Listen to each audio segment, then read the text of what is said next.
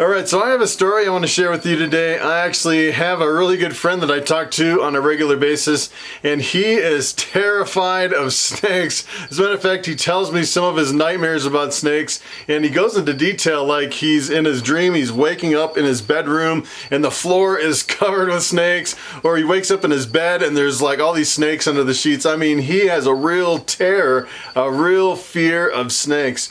And I told him, you know, it's probably because you just haven't met the right snake. Because if you met the right snake, you would probably change your mind about how you feel about snakes. Especially if you were to meet Bobby here around my neck. Bobby is a really cool ball python. He's a bamboo ball python. Probably one of the sweetest snakes that you could ever imagine. He is pretty cool. If you actually spent some time with Bobby, you would fall in love with this snake.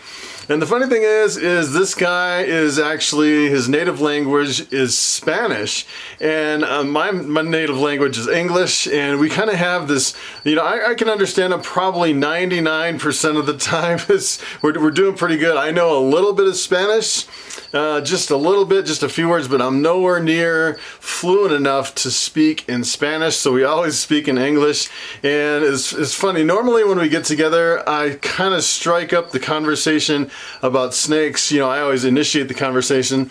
And we actually met the other day, and he started talking about snakes, and it was kind of a weird conversation. He's talking about snakes in outer space, and he kept going on and on and on, and after about 5 minutes, I was like, all right, he's talking about snakes in space, and I finally had to stop him. I said, all right, you just got to stop. I'm totally confused. I have no idea what you're talking about. And he said, oh yeah, I'm talking about alien heads. The alien heads on ball pythons. And I think it was supposed to be kind of a joke, and I still didn't quite get it, and I had to ask him what the punchline was. It was kind of interesting. So we're really talking about, if you don't know about alien heads, we're not talking about snakes in outer space. We're actually talking about the pattern on certain ball pythons where it looks like an alien head. It kind of looks like the Roswell Greys, I guess you would say. If you look up Roswell Greys, do a Google search, and then look at images, you look at what we think an alien might look like, and that is essentially the same pattern that we see on ball pythons. So today I want to show you some alien heads, and I want to show you how some of the genes can actually change and enhance the alien heads.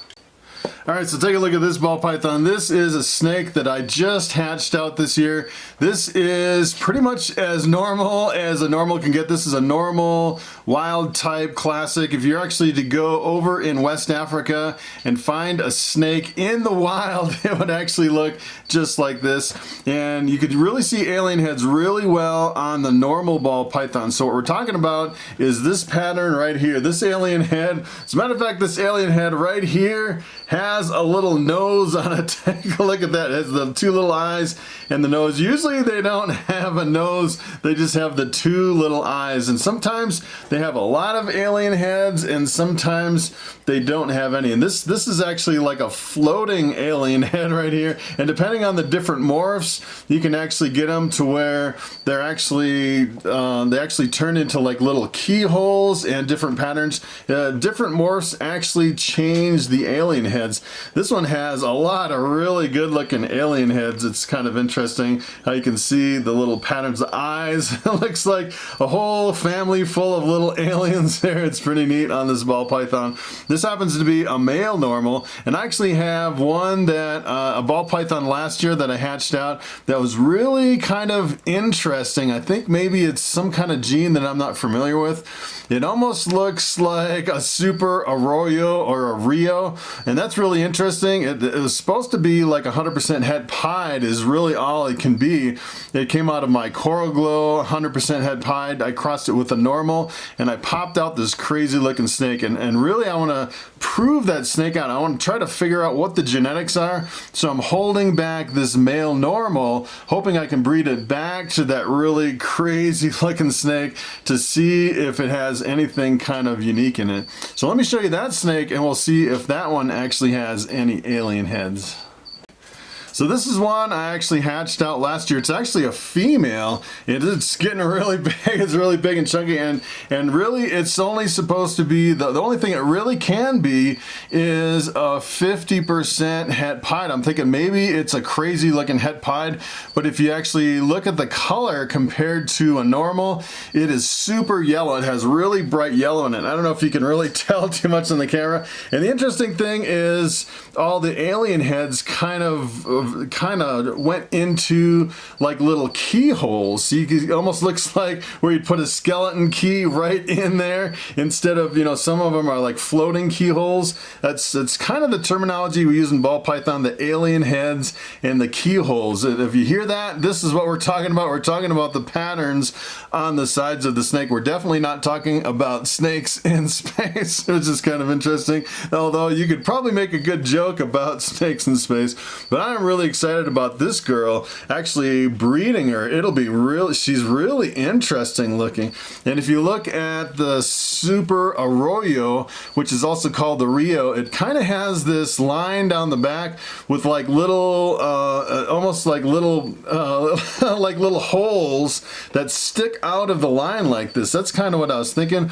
But the funny thing is the parents don't really look like they have Arroyo in them. So it's a really interesting snake that has keyholes instead of alien heads. So take a look at this snake. This is a really super bright pastel that I hatched out just this year. And this is actually one of the ones I'm going to hold back. It's a female, and I've never hatched out a pastel so bright. It's amazing. And if you kind of look at the alien heads on this, it actually has some pretty interesting alien heads still on the pastel. And usually the pastel will break up the pattern to the point where you won't really see any alien heads. It almost reduces them to keyholes, and I'd say kind of seeing some alien heads on here is kind of unusual for a pastel. Usually you just see the keyholes or a really mixed up pattern, but this is, it's pretty polymorphic. It really jumbles up the pattern on a pastel. It's kind of hard to predict. Usually it gets rid of all the alien heads, I would say, and sometimes you'll still see kind of the remnants of a few alien heads on the pastels. All right, so take a look at this snake. This is actually one of Bobby's babies. This is a little bamboo ball python, and the bamboos are extremely polymorphic, which means the colors and patterns are really variable from one snake to the other. You don't really see that much of, they're almost like little snowflakes where everyone is a little bit different. And the interesting thing on this is you can almost see some alien heads on this, like right in here, like you can see almost like little alien heads right here, and some of the patterns, which is kind of interesting. Normally you really can't see that many alien heads on a bamboo. It's kind of interesting. This is kind of a really unique case. Let me show you another bamboo that is extremely reduced in pattern. All right, so take a look at this little snapper. He looks like he's coming after me. Whoa! All right. This guy is fired up. I was going to show you that this is just another straight bamboo with no alien heads, hardly at all. You can't even see even the remnants of the alien heads. Is completely washed out. And this is the same as Bobby. Both of these are the same. This is just a straight bamboo with no other genes in the mix. It's pretty amazing how just really the bamboo is really polymorphic. As a matter of fact, on the very last snake, the one with the alien heads, actually I was going to do an assist feeding video on that one, and it decided to start eating. It's actually eaten 2 rodents. This one's actually eaten more than 6. So this guy is definitely ready for the upcoming show, the Denver Repticon, October 19th and 20th. 2019. I'll definitely have these hatchlings there for sale. Just put in a little plug, and anything that doesn't sell at the show, I will sell on Morph Market after that. But it's really interesting how the alien heads kind of come and go on the bamboo ball pythons. So take a look at this snake. This is another one of my holdbacks. This is actually a lesser scaleless head ball python. It's definitely one I'm going to hold back. Really beautiful snake. Just look at how that thing glows. You can see the lesser gene really brightens and enhances, gives it a really bright yellow, and it gives it a lot of contrast. It's interesting, the lesser gene is actually allelic with bamboo. So if you actually have a bamboo lesser, it is an all-white snake with blue eyes, which is kind of neat. And you can see there's almost the remnant of an alien head on some of these. It looks like the alien heads without the eyes, which is kind of interesting. It completely changes it, but it still really keeps it. And I'm pretty sure pretty much across the lesser morph, these aren't as polymorphic as the bamboos. And I would say a lot of times they pretty much all look like this, like alien heads without the eyes. All right, so take a look at this lesser. This is kind of interesting. Another lesser that I hatched out, but this doesn't have the scaleless head gene on it. This is actually one I'm going to sell at the show, and you can definitely tell there's the scaleless. It almost seems like the scaleless head kind of thins out the scales just with the scaleless head. And if you actually breed two scaleless heads together, you get a completely scaleless ball python. That's kind of what I'm shooting for with the scaleless heads. And this one just doesn't have any scaleless head or anything, and you can kind of see almost that it has like the remnant of little alien heads right here, which is kind of interesting that this one has a little bit more, but you can see most of them are completely wiped out from the lesser gene. This is just one single codominant morph, and codominants you can breed, you can actually breed two lessers together and get the super lesser, which is a white snake with blue eyes. All right, so I actually have another lesser. I actually have more lessers than I thought. I thought I'd break out this other one. Then this one almost looks like it has pseudo alien heads. I actually see a couple right here, which is kind of cool. But you can see some of them are wiped out and some of them are still remaining. This is kind of cool. It almost looks like a little Halloween thing right there. That is pretty funny. So here's a little tiny coral glow that just took a little bite at me. This guy just ate his first rodent, so he's like, ooh, I think I like that. I like actually eating something for the first time. The funny thing is I'm going through these for the first time just feeding them, and they get a little confused about, you know, when it's time to eat and when it's time to be handled. And usually, oh, he got me on that one. Ouch. Oh, and usually it doesn't really even hurt. These guys are so small, and you kind of have to train them to go into handling mode. It's not time to eat, it is time to go into handling mode. It's just kind of funny. They get a little confused when they're young. So I would say this one, actually you can see some alien heads even through a strong morph like the coral glow, which is kind of interesting. Now he's kind of running. He doesn't know how to act. He's getting a little bit scared. But if you kind of look at this, he's got most of the pattern. I would say if you can actually see that, most of the alien heads are wiped out from the coral glow, but he still has a few remaining, which is kind of interesting. And see, this guy's completely calm now. He's just kind of confused. He thought he was going to get fed because he actually just ate his very first rodent, which is kind of cool. And so far, it looks like there's some that are lagging behind a little, but I may not have to force them. Hopefully, I won't have to assist feed any of these hatchlings this year.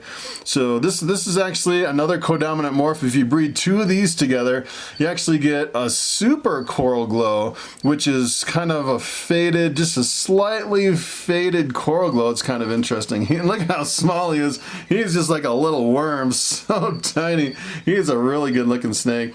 And then the cool thing about coral glows is my male that I bred to all my other snakes to get these is actually a male maker. So every single coral glow that I've produced so far has been a male. It's kind of interesting how the gender is linked with the gene.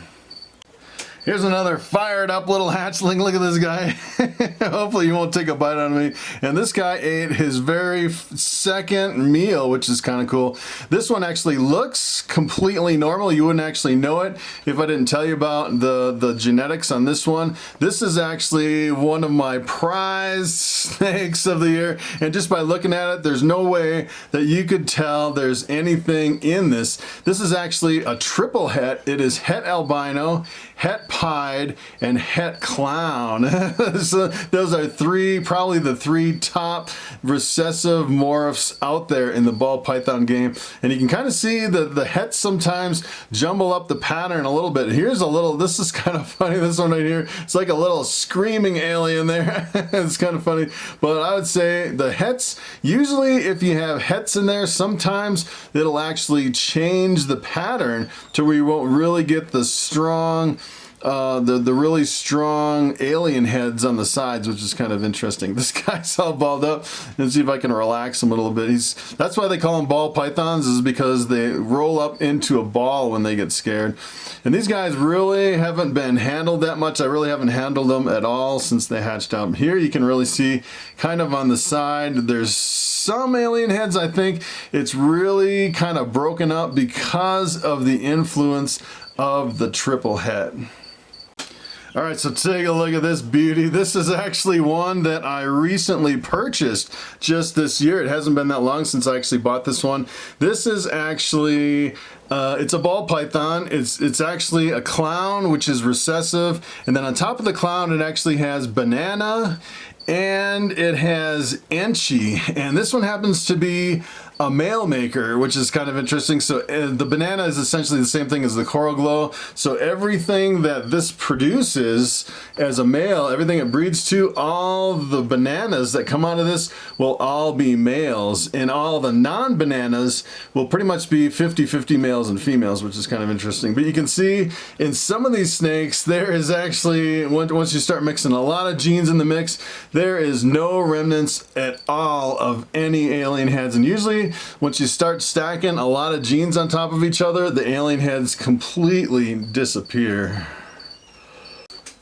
So here's an example of a single gene animal, just one gene, where it totally wipes out all of the alien heads. This actually happens to be a pinstripe.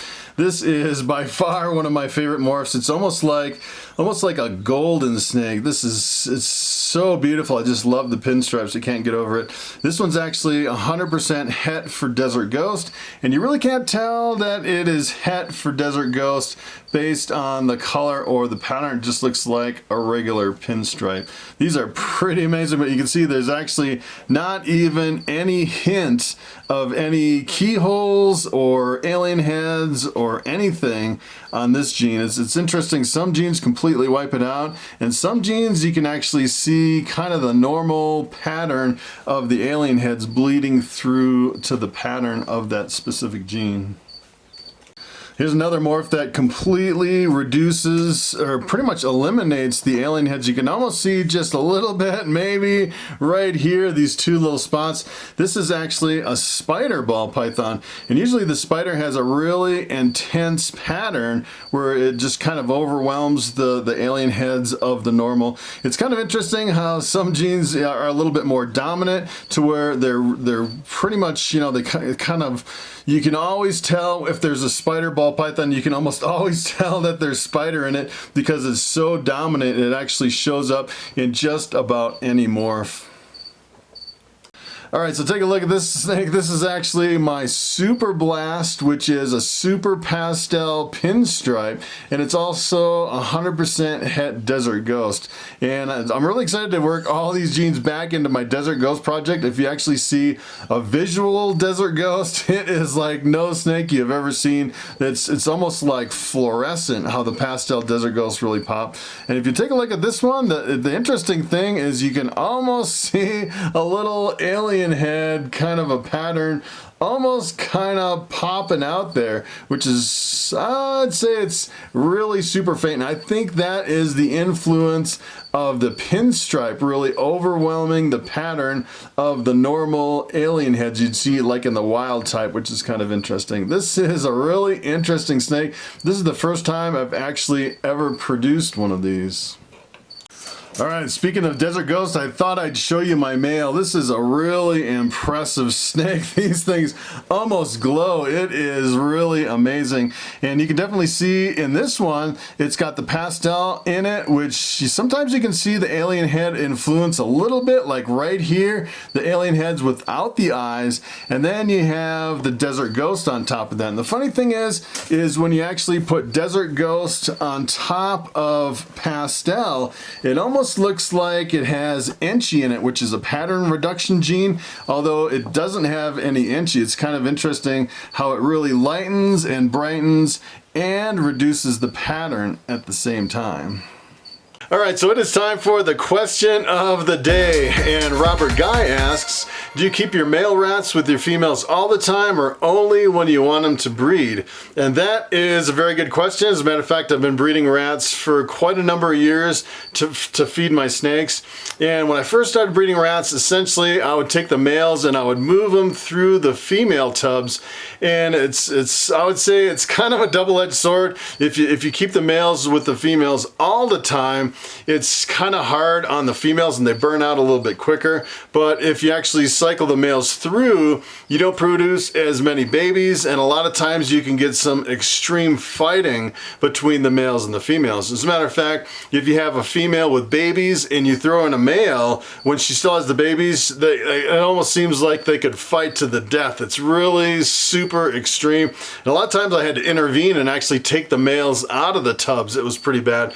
And I pretty much went to a colony where I keep the males and the females together pretty much full time. The only problem with that is a lot of times the females will actually have new babies before the old ones are weaned.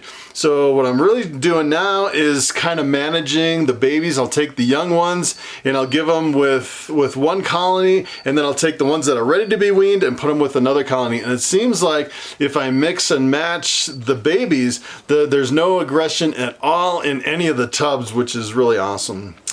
So that is pretty much it. Thanks for watching, and I will see you next time.